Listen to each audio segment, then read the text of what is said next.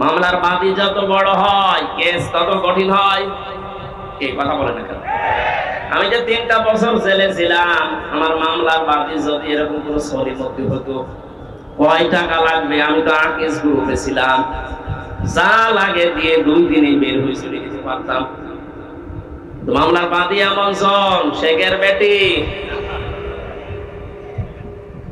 কয়েকদিন আগে আমার মামলা যদিও সব খারিজ হয়ে গেছে, সবগুলো ঢিসমিস করে দিয়েছে বিচারপতি নিজে। এইভাবে মামলার নথিপত্র দেখে বলছে, কি দেখে বিচার করব, এর ভেতরে কোনো মাল নেই, ছেড়ে ফেলে দিল। এই কি কি কি আপনাদের সমস্যা কি? শোনা তো যাচ্ছে নাকি? কি দেখতে এসেছেন?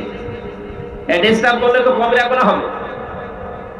যান, এখানে যদি সমস্যা হয় আপনি বাড়ি চলে যান। মানুষগুলো শুনতে দেবেন না। এরপরে যদি ডিস্টার্ব হয় এই জায়গা থেকে, আমি কিন্তু মাইক ছেড়ে দিয়ে ওখানে যাবো।